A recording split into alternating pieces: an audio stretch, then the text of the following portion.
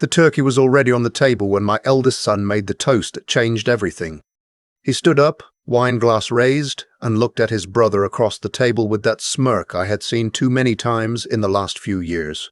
To Dad, he said, who has spent 30 years proving that a man doesn't need ambition to survive. Everyone laughed. My daughter-in-law covered her mouth politely. My younger son clinked his glass without even looking at me.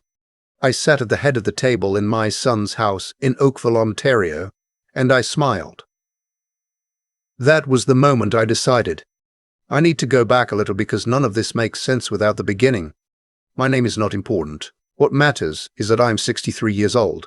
I was born in Winnipeg, and I have spent the last 28 years building a mid-sized commercial construction company from a two-man operation into something that now employs over 200 people across 3 provinces. We do institutional projects, schools, municipal buildings, medical centers, nothing glamorous, but solid, the kind of work that outlasts the people who commissioned it.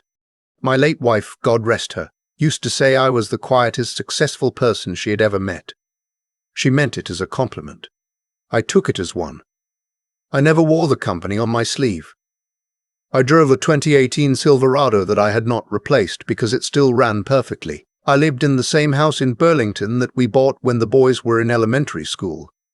I did not talk about money at the dinner table, at the golf course, or anywhere else. That was simply how I was raised. After my wife passed, 6 years ago now, I noticed a shift in my sons. Not immediately. Grief has a way of holding families together temporarily, like a splint on a broken bone, but once that period passed, once the casseroles stopped arriving, and the sympathy cards stopped coming, I began to see who my boys had become when they thought no one important was watching. My eldest, I will call him my elder son, was 34 at the time. He worked in business development at a mid-sized firm in Mississauga. His wife came from money, not obscene money, but the kind that made her quietly impatient with people she deemed beneath her station. They lived in a house that cost more than they could comfortably afford, drove cars that announced their aspirations rather than their reality, and spent a great deal of energy managing appearances. My younger son was 31. He had bounced between jobs for a few years before settling into a sales role at a software company in downtown Toronto. He was charming the way some people are charming. Effortlessly, and therefore dangerously. He had his mother's smile and had learned over the years to use it as a tool rather than an expression. Neither of them worked for my company. That was deliberate. I had always believed that handing your children a position they had not earned did more harm than good, and I had watched enough family businesses collapse under the weight of that particular mistake to be certain of it. I told them this when they were teenagers. I told them again when they finished university. By the time they were in their late 20s, they had stopped asking. What they did not know, what I had never told them, because it seemed to me the kind of thing a father should not need to announce, was the full scope of what I had built. They knew I owned a construction company. They assumed it was small. They had visited the original office once, 15 years ago, when it was still 3 people in a unit off Harvester Road.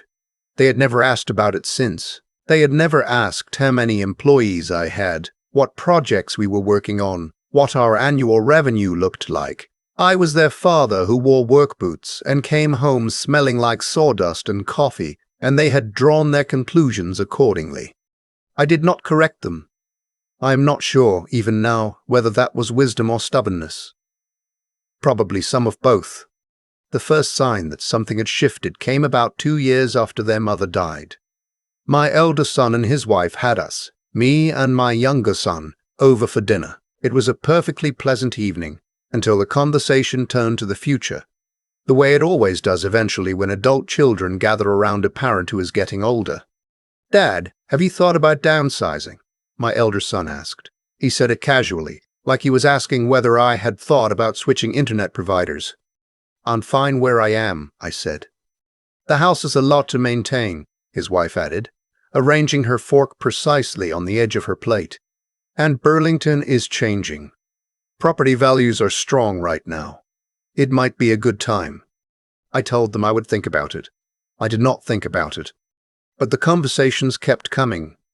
Slowly, Steadily, they accumulated like snow on a flat roof, each one light enough on its own until the weight became structural. There were suggestions about what I should do with my savings, questions, worded carefully, about whether I had a will in place and whether a financial advisor had reviewed it recently. Once my younger son drove me to a medical appointment and spent the entire drive back explaining the tiered pricing structure of a retirement residence in Ancaster that he had apparently toured on my behalf. "Just as a backup plan, Dad," he said. "Something to be aware of." "I'm 61, I said. "Exactly," he said, as if that settled something. I do not think my sons were malicious. I want to be clear about that, even now. I think they were something more ordinary and in some ways more disappointing than malicious. They were incurious. They had decided what I was, years ago, and they had never revisited that decision. And once a person decides that their father is a simple man of modest means who needs guidance, it is extraordinary how quickly that belief reshapes every interaction. The Thanksgiving dinner happened in early October, as it does in Canada, at my elder son's house in Oakville. His in-laws were there, a couple from North York, whose net worth I had been made aware of on multiple occasions. There was a brother-in-law visiting from Calgary in finance. There were two of my grandchildren running between the legs of the adults. I had brought a bottle of wine. My daughter-in-law accepted it with a particular smile reserved for gifts that will not be opened. Dinner was fine. The food was good. My daughter-in-law is a genuinely talented cook, and I have always given her credit for that. But somewhere between the main course and dessert, the conversation shifted, the way it sometimes does when people have had enough wine to let their actual opinions surface. My eldest son's brother-in-law, the one from Calgary, I will call him the finance brother, began talking about a commercial development project near Hamilton that had apparently run significantly over budget. He worked in commercial real estate investment, and he spoke about contractors the way certain people speak about a plumber who has overcharged them, with the confidence of someone who has never swung a hammer expressing his contempt for those who have. "Honestly, these small operators," he said, gesturing with his wine glass. "No systems, no accountability. You'd think after 30 years in the industry they'd figure out how to read a project timeline."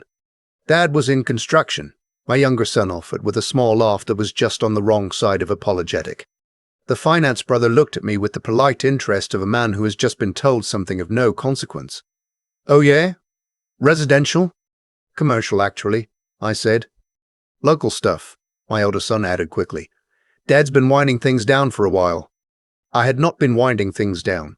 We had just signed a contract with the province of Ontario for a medical centre in Guelph that would keep 4 crews busy for the better part of 2 years. But I said nothing.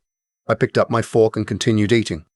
The toast came after dessert, when my younger son's glass was considerably less full than it had been at the start of the evening. My eldest son stood, grinning in the way he grins when he believes he is being charming, and delivered the words I described at the beginning. "To Dad, who has spent 30 years proving that a man doesn't need ambition to survive." Laughter all around. My younger son added, still not looking at me, "The patron saint of good enough." My grandchildren did not understand the joke. They laughed because the adults were laughing. I drove home that night in my Silverado, down the QEW with the windows cracked despite the October cold, and I sat with the feeling for a long time before I named it. It was not rage. Rage would have been simpler. It was something quieter and more permanent. The recognition that I had waited too long to correct a misunderstanding, and that the misunderstanding had now taken root deeply enough to flower into contempt. I made some decisions on that drive home. The first was that I would not say anything directly. Not yet. I had spent 63 years building things carefully, and I was not about to tear something down without understanding exactly what I was dealing with. The second was that I would start paying attention. I am not a man who investigates people. I want to be honest about the discomfort I felt in the weeks that followed. Because I think pretending I was comfortable with all of it would be dishonest, going through things that are not yours, tracking conversations you are not part of. It sits uncomfortably even when the reasons feel justified. But I needed to understand what my sons actually believed about our family's situation, and what, if anything, they were planning around that belief. I did not need to look very hard. My eldest son called me 3 weeks after Thanksgiving with a proposal. He had been approached, he said, by a colleague who was interested in acquiring small to mid-sized construction companies in the greater Hamilton-Burlington area. Consolidation play. Private equity interest. Did I want to have a conversation? It might be a good time to exit, Dad, he said. Get something out of it while you can, before things get any more complicated to manage. I asked him the name of the company doing the acquisition. He gave me a name I did not recognize. I'll look into it, I said. I hung up and called my CFO. 40 minutes later, she called me back. The acquiring company was a numbered corporation registered in Alberta, recently formed, with a directors list that had been deliberately obscured through a holding structure. It would have taken a casual observer significant effort to trace it further. My CFO is not a casual observer. 2 of the beneficial owners, buried 3 layers into the corporate structure, were my sons. I sat in my office on the 2nd floor of our Burlington headquarters. The headquarters my sons had never visited, because they had never thought to ask where it was. And I looked out at the parking lot for a long time. 42 vehicles, most of them belonging to people who'd worked for me for more than a decade. I thought about my wife. I thought about the early years. The years of 5 a.m. starts and skipped holidays and loans we were not sure we could repay.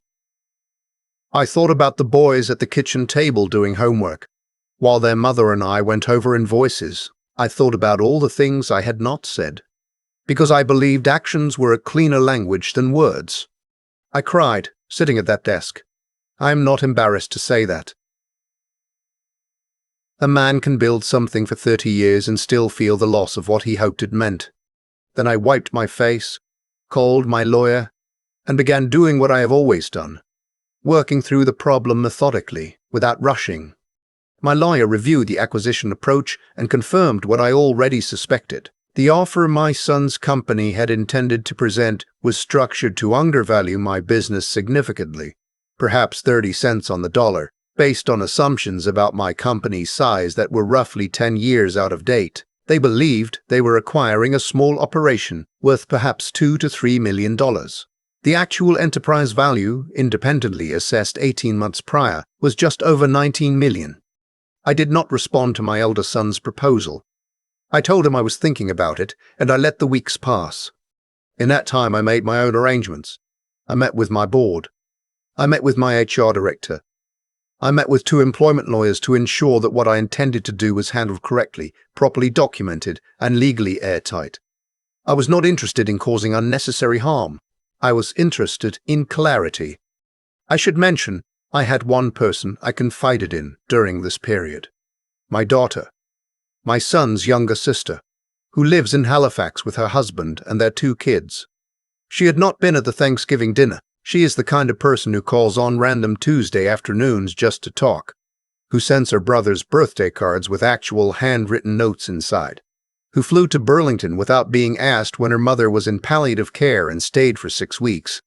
She knew something of the shape of my company. Not everything, but enough to understand that her brothers were operating on a profound misunderstanding.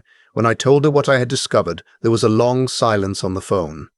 "Dad," she said finally, "what are you going to do?" "Handle it the way I handle everything," I said. "Carefully," she said. "Carefully," I said. The meeting I called in late November was framed as a company-wide strategic planning session, the kind we hold every 18 months or so. All senior staff, all site superintendents, key project managers. I scheduled it for a Monday morning at 9 o'clock in the main boardroom of our Burlington office. I also sent personal invitations to my 2 sons.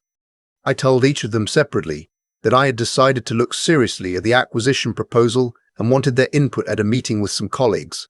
I kept the framing vague. My elder son was eager. My younger son asked twice whether he should bring anything, which told me he was nervous, though he did not know why. They arrived at 9:15 together, and I watched from the glass-walled mezzanine above the reception area as they walked through the front doors of a building they had never entered. I watched them take in the size of the space, the reception desk with 2 staff behind it, the project boards along the wall, showing 6 active contracts across Ontario and Manitoba, the photographs documenting 28 years of completed work. I watched my younger son stop in front of one of those photographs. It was from 2009, a secondary school we completed in Brantford. He would have been 17 when we built it. He had no memory of it, because I had never told him. I watched his face change. I came down the stairs and met them in the lobby. Neither of them spoke for a moment. "Good morning," I said. "Thank you for coming. Let me show you around." The boardroom held 22 people. Every seat was filled. My CFO, my operations director, my 2 senior project managers, legal counsel, HR, the site superintendents who had been with me for over a decade. My son sat where I directed them, side by side, at the middle of the long table. I sat at the head. I did not make a speech. I have never been a man for speeches. I simply introduced myself to the room, and to my sons, as I would to any group unfamiliar with my role. For those of you who haven't met them, these are my 2 sons. They've been exploring a potential business opportunity that touches on our company's future. I thought it was important for all of us to be in the same room. I watched my elder son's expression move through several stages in rapid succession. I watched him look around the room and begin calculating. My CFO placed a 1-page summary in front of each of them. It contained our current employee count, our active contracts, our revenue for the last fiscal year, and the independent valuation conducted 18 months prior. The room was very quiet. My elder son looked at the paper for a long time. Then he looked at me. "Dad, we'll have time for that conversation privately," I said. "First, let me explain what's going to happen." I had worked with my HR director and employment lawyers to structure what followed as fairly as I knew how to. I was not interested in humiliation for its own sake, but I was also not prepared to continue a relationship, professional or personal, that had been built on a foundation of contempt dressed up as concern.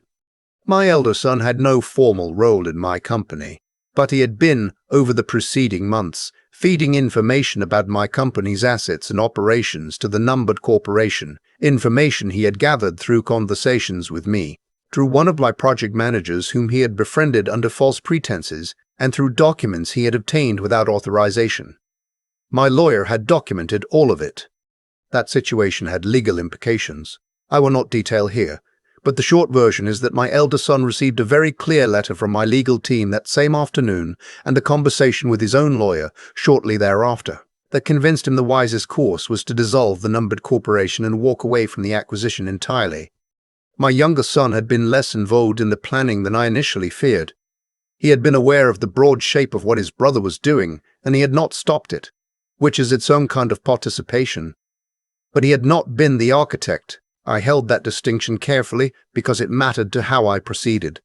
He did not receive a legal letter. He received a phone call from me that evening in which I said the things I had been churning over since the drive home from Oakville on a cold October night. I told him that I had spent 63 years not talking about what I had built because I believed the work spoke for itself.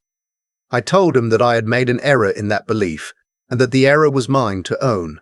I told him that a father who does not teach his children the value of what he has done has no right to be surprised when they do not value it.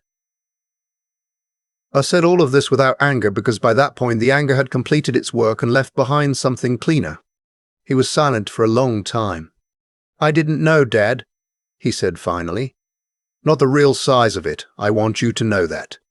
"I know," I said. "That's the part I have to live with." I did not speak to my elder son for the better part of 4 months. His wife called once in December, and I let it go to voicemail. My daughter called every week, sometimes just to read me something from the news or tell me about her kids. I spent Christmas in Halifax in her small house near the Arm, eating turkey that was slightly overcooked and sitting on the floor while my grandchildren used me as a climbing apparatus. It was the best Christmas I had had in years. In February, my younger son drove to Burlington on a Saturday morning without calling first. He knocked on the door, and when I opened it, he was standing there in his coat with a Tim Hortons cup in each hand, looking exactly as he had looked at age 9 when he had broken something in the house and was trying to figure out how to tell me. I let him in. We sat at the kitchen table where he had done his homework 30 years ago, and we talked for 3 hours. Not about the acquisition, not about the legal situation, not about any of the sharp-edged facts of the preceding months. We talked about his mother. We talked about what he wanted his life to look like at 40, at 50. We talked about whether he had ever actually thought about what it meant to build something. At the end, I told him I loved him. That part was not complicated. My eldest son called in March. The conversation was shorter and more formal, which is probably right given everything. He apologized, though the apology had the quality of something that had been drafted and reviewed, which is his nature. I accepted it, not because I had forgotten what he had done, but because I am 63 years old, and I have watched enough men carry their grievances into old age to know it is not a life I want. I did not offer to restore what had been broken as if it had not been broken. That would have been dishonest. What I offered was the possibility of something new, built more carefully, on terms that both of us could actually see.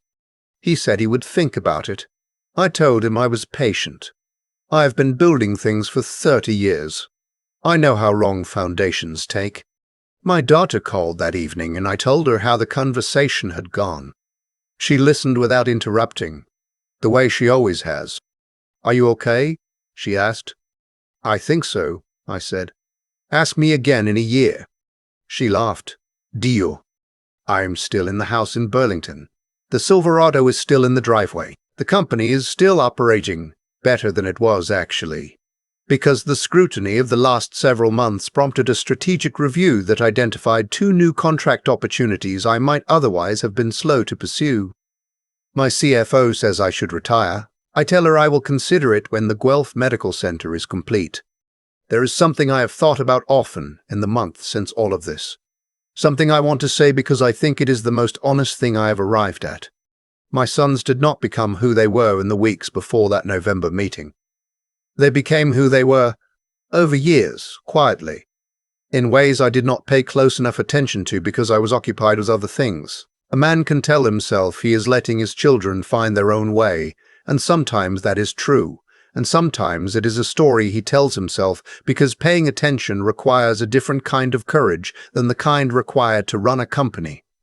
I do not say this to excuse what my elder son did.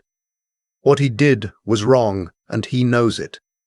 But wrongdoing rarely arrives from nowhere. It grows in the spaces where understanding was supposed to be and wasn't.